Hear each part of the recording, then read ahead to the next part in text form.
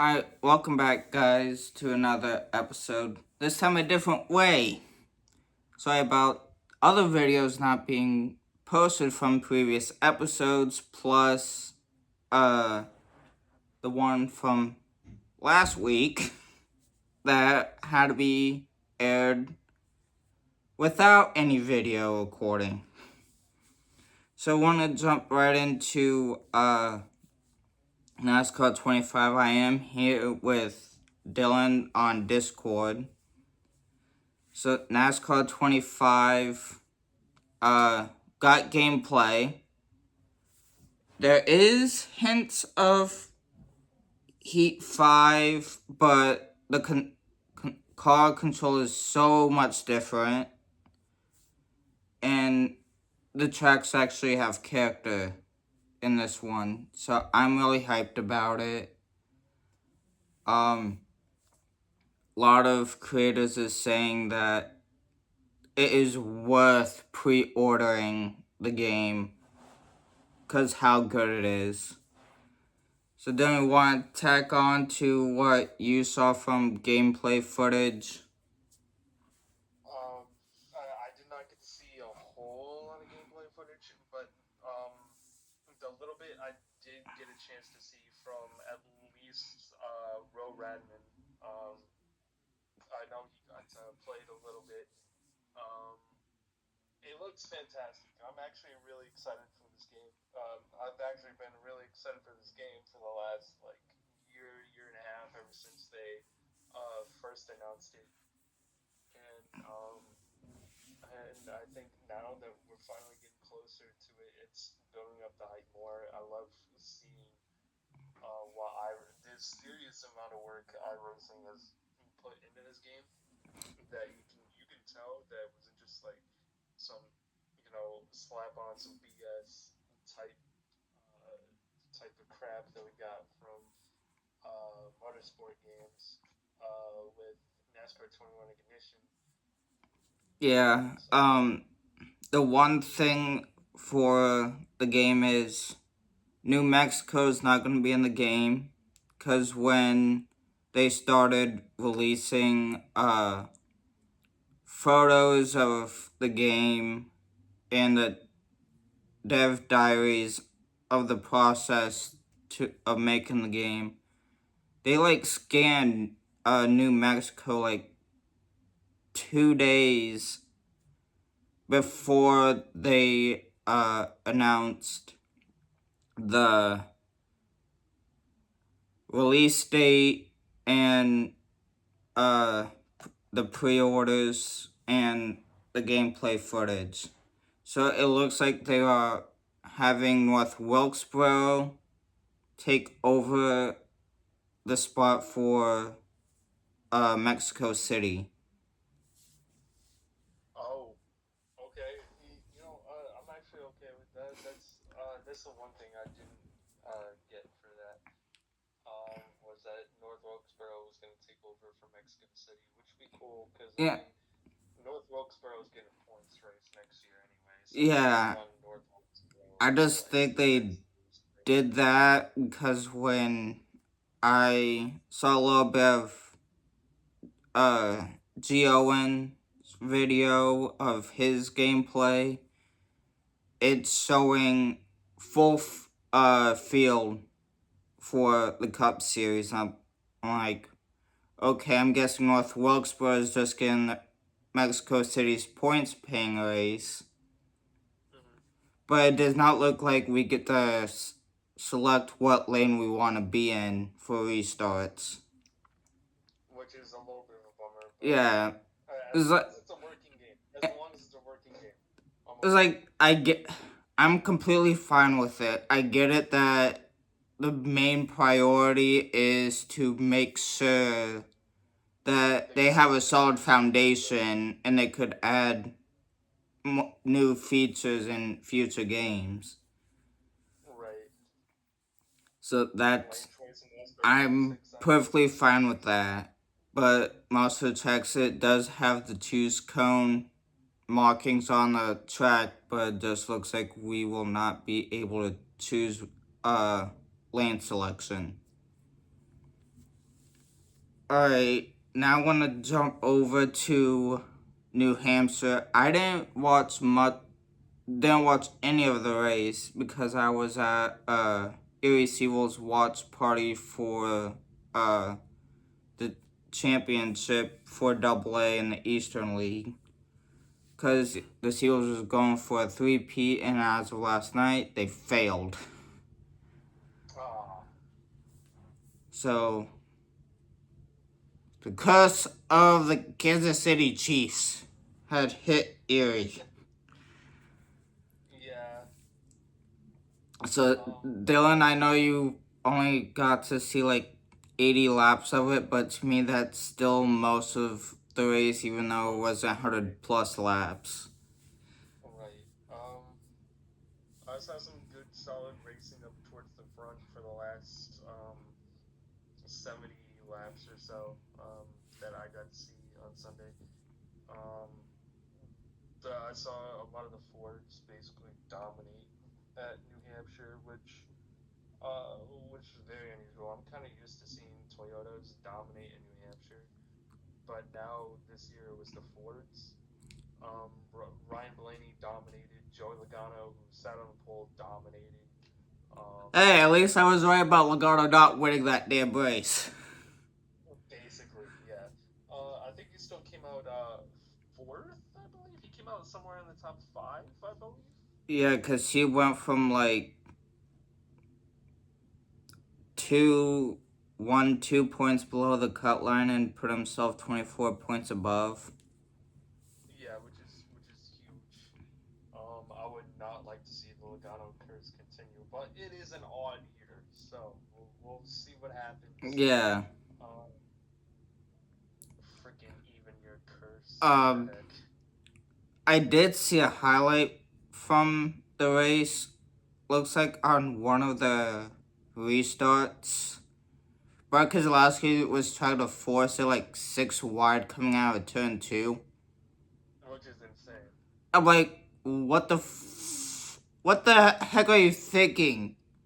There's a Six tire wide. barrier wall sticking out, and yet you plow that wall and pretty much wreck the entire back half of the field. Pretty much. It was the big one at Loudon. So, I kind of thought Ryan Blaney was going to be scared of the lobster for some reason. I just had a feeling Ryan Blaney was going to be scared of that lobster, and it looked like he wasn't because he had the lobster on his shoulder at one point in victory lane, and he said it was really cool. Was that's got to be one of the most unique trophies in all of sports is a literal live lobster. yeah, because now we could cook it alive and have it for dinner. Yeah, pretty much. Only Denny Hamlin has the fear of lobster, apparently. That is iconic. I hope that picture lives on long after Denny decides to retire. It's like, hey Denny, remember this moment from your career? Just show him a picture with Yeah. your friend, the lobster. Yeah, at some point, Bowman was running up from like, holy cow, would Bowman be the first non-playoff driver to spoil the playoff field without getting a win to advance? But that didn't happen. Yeah, and then really the whole Hendrick shop. Um, they had solid days. Kyle Larson didn't get any stage points, but he did get a good amount of points, finishing in the top 10. Yeah. Chase Elliott ran well. I forget where he finished, and so did William Byron. I know William Byron was up towards the front, right around the end of it. So Yeah. I forget exactly where Bowman finished. I don't have the finishing order I think right in front Bowman of me right now. like finished somewhere like in the top 15. Yeah, I mean that was pretty much needed. It's been I'm not gonna say a rough couple of weeks for Hendrick Motorsports, but it's been very Bones just inconsistent. had a rough first round because Rough first round. because his original pit crew screwed him over at Darlington. Mm-hmm. Had had a chance at Gateway to gain all the points that he needed to be above the cut line, but then he just got screwed over at Bristol because of Cindric. Stay in the car. My Freaking God, while it's on fire. Just like that was why? bogus. That was bogus. He should Yeah, have got out. You know. yeah. Alright, down to the cut line scenarios for the cup side. The four drivers that's below the cut line now is Reddick, Cindric, Wallace, and I feel like I'm missing someone, and I just can't find them. And Ross Chastain, I believe. Yeah, Chastain, Yeah. below the cut line. Um, scenario wise, for 2311 is stage points and or a win out of those two drivers, and it's Kansas. 2311 dominated Kansas in the first couple years, but they fell off. So they need to find something to go back to the Kansas domination if they want to advance. Right. And then you got Ross Chastain, who's the defending race winner in Kansas. Yeah, I But just think Chastain's not gonna focus on stage points. He's probably just gonna focus and just win the race. and try to win the race. Yeah. Then I mean, because it's only showing him, I believe, 2 points below the cut line right now. That cut line's really tight going into Kansas. yeah, Cindric for me is basically just stage points and win. Yeah. But Cindric hasn't had the speed on road courses. So That's he's just gonna my struggle issue. in Kansas, unless playoff driver gets screwed over. Yeah, I was like, that's the only way. Cindric can finish mediocre. He just needs playoff drivers to have issues that he could jump Yeah. to gain all Which the I mean, points that's he gonna happen. needs. It's the local. But with it being Kansas, I see Lawson, Brown, and Elliott doing well. I see Byron and Lawson most likely locking themselves in on points after stage 2. Because I'm tired of seeing that no other playoff drivers lock themselves into the next round in the second race. It's always after the first stage in the third race of the round is when drivers start locking themselves in based off of points. But with Lawson and Byron being plus 40 points above the cut line, if they just get more stage points, they're locking themselves in by the end of stage 2. Yeah. Chase just As long needs as stage nothing points, happens to the period, rest and of a solid top 10 finish at least. at least, yeah. So, that's my take on cut line scenarios. I think basically yours is going to be the same thing. I know.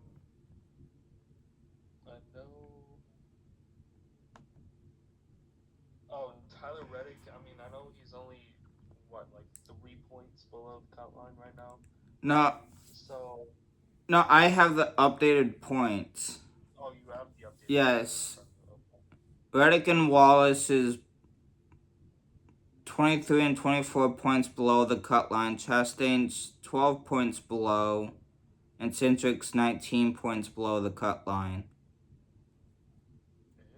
Okay.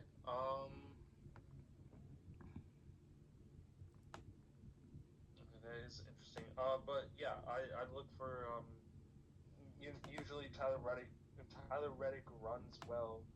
I don't know what's going on in my English today. Tyler Reddick runs well at Kansas usually. At like a lot of the wider mile and a halves, he's usually good at Kansas, Vegas. Um, but I know it's kind of spoiling a little bit of pick for me, but Tyler Reddick could be one to watch at Kansas too. So I watch out for him. I wouldn't count him out just yet. I think he's going to have a good Kansas race and put himself at least above the cut line after Sunday. Yeah, if Reddick and Wallace can somewhat bring back that 23-11 Kansas Magic back, they should find a way to point themselves in or win. Mm-hmm. I want to go down to Xfinity playoffs as they are going to their second race in their playoffs at Kansas. Right now, the current cut line scenario is really tight. There's 3 drivers that separated by 3 points. Taylor Gray is above the cut line by 3 points, while Sanchez and Love is both 3 points below the cut line. Austin Hill is 16 points below the cut line, and Sammy Smith is 24 points below the cut line. So I think if Sammy Smith could have a good race, he could find himself above the cut line going into the third and final race at the Roval. Yeah, I do see that as well. Let's have a good Kansas race. Yeah. Doesn't need to do anything spectacular. But Connor Zillage could basically just lock himself in after the first stage. Basically. He's 85 points above the cut line. It's like Carter Zillage could just take a day off. Basically, he could crash at lap 1 and still be fine. Yeah, it's like, but knowing Connor Zillage, he's been dominant, so I would not be surprised he just ends up winning the race just to lock himself completely without being locked in through points. That's the thing that's kind of crazy about Connor Zillage too is. This is why he's coming to Cup next year to put the fight against his Trackhouse teammate on the road courses. Yeah. Basically, and then we're next year road course we're just gonna watch SVG versus Connor Zillage. Yeah. Since we're like in the topic of Junior Motorsports announced yesterday that Ronnie Childress is a part of the team. Oh. So this will be interesting. Yeah, it's gonna be interesting. Like, we just don't know what he's gonna be doing over at Junior Motorsports. Right. So. I mean, you won a lot of races as crew chief. Won a championship as crew chief. Yeah, I think my locks for the round of 8 will be Zillitz, Allgaier, Mayer,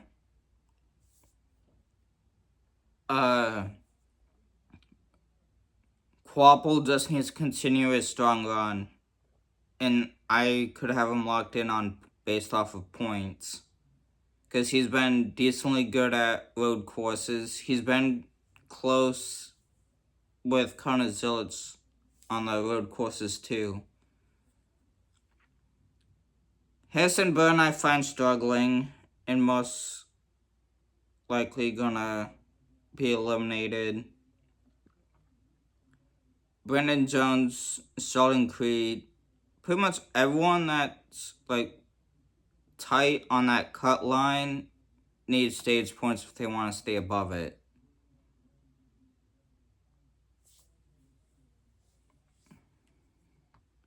So, what are your other takes on the current playoff format for the Xfinity second race at Kansas, Dylan? Mine are pretty much the same, really. Connor's though just gonna walk into the next round, pretty much. He's already got what 8, 9 wins already this year. So that's the guaranteed walk. That's pretty much almost a guaranteed walk in the championship fours. Yeah, and don't forget Obviously, one has of the those wins was Kyle Lawson's when Zilch was forced to miss Texas. So the entire 88 crew has 10 wins, but Connor has 9 to his record. Right. Oh my gosh, he's gonna have more win. Oh my gosh, that's insane to think about. Because like you could be having more wins in the Xfinity Series this season And than still lose the Kyle Larson championship. in 2021, and still potentially lose the championship too. Which I mean, we can uh, talk about the crazy playoff system that NASCAR has in place. I'm sure 2020 Kevin Harvick would agree. Winning 9 races and getting knocked out in the round of 8 there that year. Okay, now let's jump over to trucks because they are starting their round of 8. Surprisingly, Caden Honeycutt proved me wrong. He managed to advance. Yeah. So there is a tie on the cut line, but Ty Majeski has a tiebreaker in his favor. Tyler Abram is sitting below the cut line. Grant Enfinger, Raja Cruz, and Caden Honeycutt are 3, 5, and 7 points below the cut line. And they are going into the final cutoff race at Martinsville. So Corey Hyman and Lane Riggs are advanced. Daniel Hemrick is above, holding on by a point. So it comes down to short track Martinsville drama on who's advancing and who is not.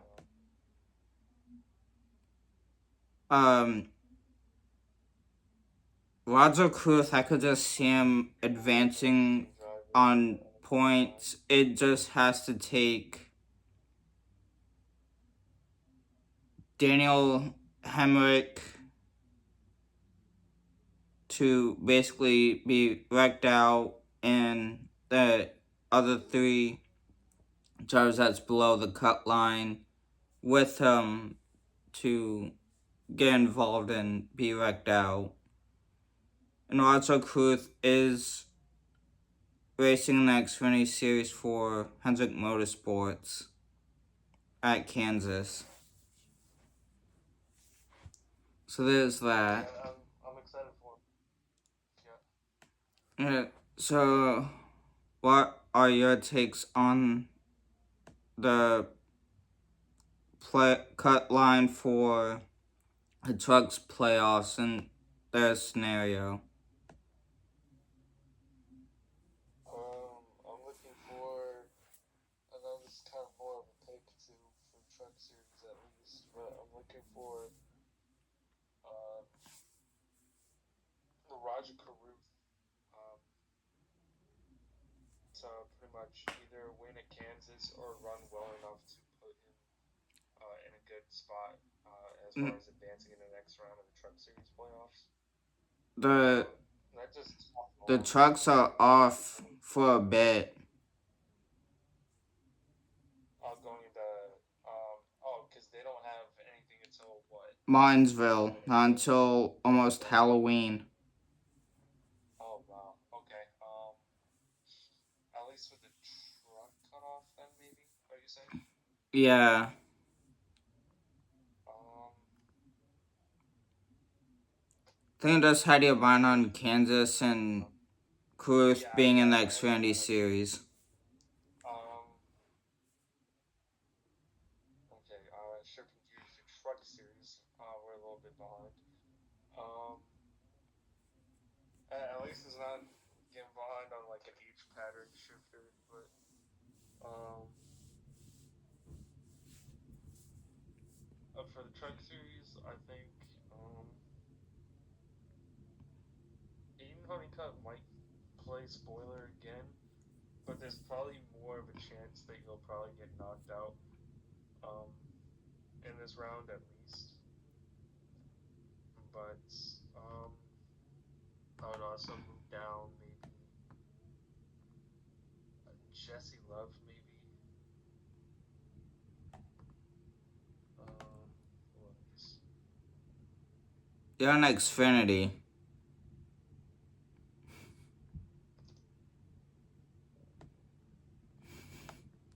If you don't have anything, it's fine.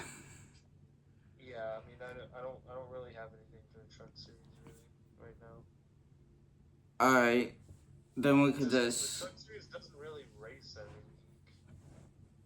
Yeah, the Truck Series just gets more off weeks than Cup and Xfinity. Alright, we'll just go over to the schedule for Kansas. The Cup race is on the 28th on USA at 3. Xfinity is on the CW on the 27th at 4.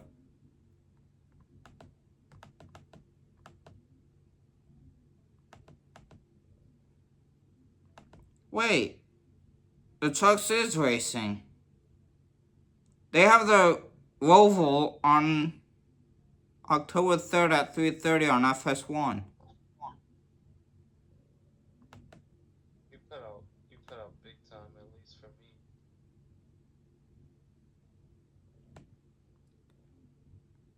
The whole playoff thing on the NASCAR website is throwing me off. With the playoff grid. Yeah, it shows Corey Hyman lane rigs with checkered flags. That is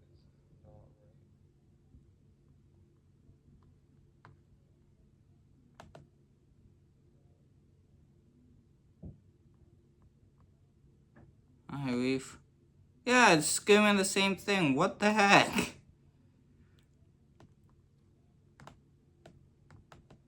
So, yeah, that's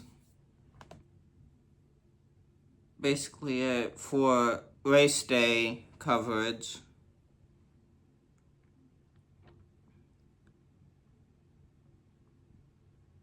For Kansas weekend? Yeah.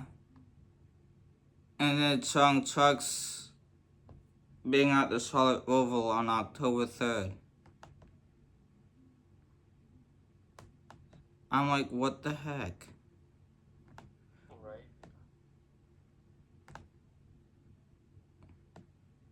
Yeah. Okay. ARCA has practice at 5:30, qualifying at 4:30, qualifying at 5:30, and the race is at 8 at Kansas, and that's not being televised unless you have a Flow Racing subscription.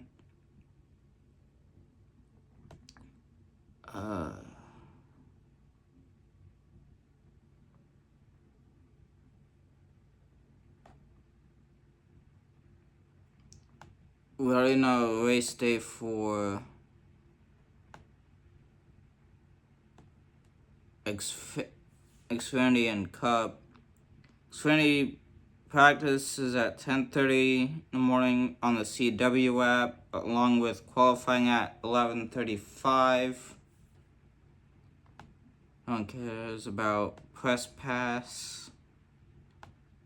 Cup practice and qualifying at 1 and 2:10 in the afternoon, both on True TV.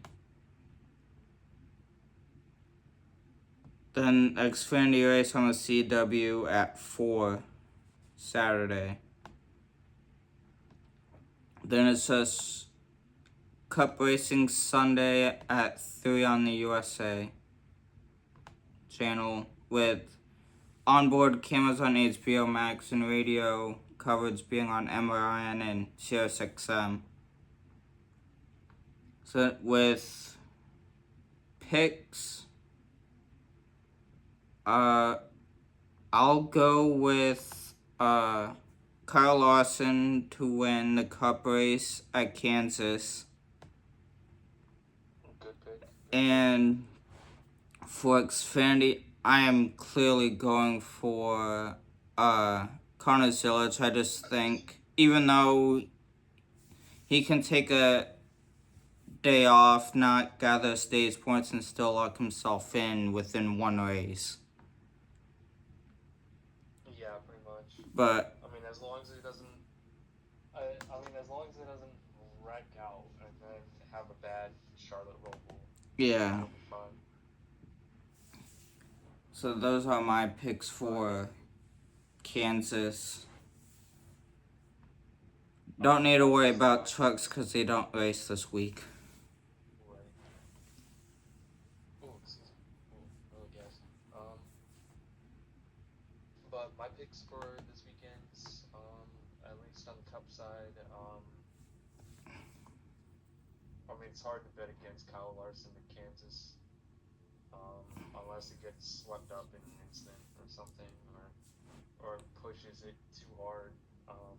2023. I know I was really angry at Denny Hamlin because it happened to be a year where Denny Hamlin was wrecking every Hendrick driver. But when I go back and watch a replay of that incident, it was the 2023 Kansas Spring race that finished between Denny Hamlin and Kyle Larson. Yeah, but I think. Kyle Larson got me. But I also think Lawson also had a tire issue at the same time that incident happened. Yeah, I mean, it was easy for me to blame Denny Hamlin and that. Yeah, it was. You could blame two things from that incident. You could basically just blame Lawson's tires for giving up on him and giving him no grip, and just Denny just throwing him into the wall on Basically. corner exit. But Kansas been really great the last few years now.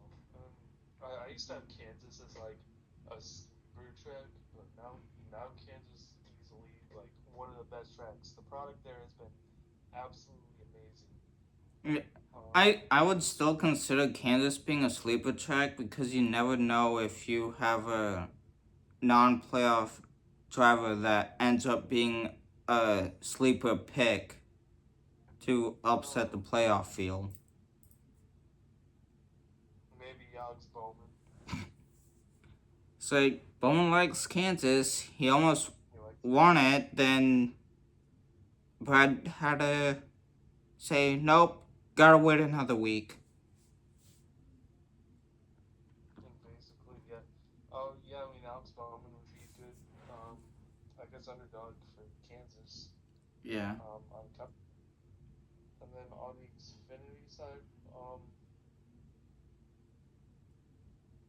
actually, yeah, for the Cup side, I would say Kyle Larson, and if not Kyle Larson, I would look for, I guess, Tyler Reddick, I guess. If they can figure out how to get that 23-11 magic, get that going in Kansas, I look for Tyler Reddick. He seems to be faster on those kinds of tracks there. Now feeling gonna go with Zillage for the Xfinity race. Yeah, more than likely he's the class of the field just about everywhere right now. So it's hard to bet against Connor Zilic for the Xfinity Series. Alright, that if there's really nothing else to add, we're gonna put this episode to a close. We're gonna try to do one hopefully tomorrow because I have no clue if I'm working till almost 1:30 in the morning for do the news and Jimmy Kimmel's monologue comments that got him suspended, but now he's back. Yeah, now he's back. So But you guys saw this. but Jimmy Kimmel is not being aired in Erie. So yeah, it's fun right now. Me at work is somewhat fun. Basically, doing the 11 o'clock show 3 times.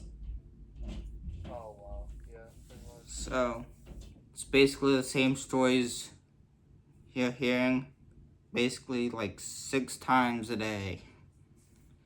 So we'll try to do one, another short one, hopefully tomorrow, depending on schedule wise and plans. So I'm Jeremiah Hanks, Dylan on the through the headset and Discord. We'll see you all hopefully tomorrow.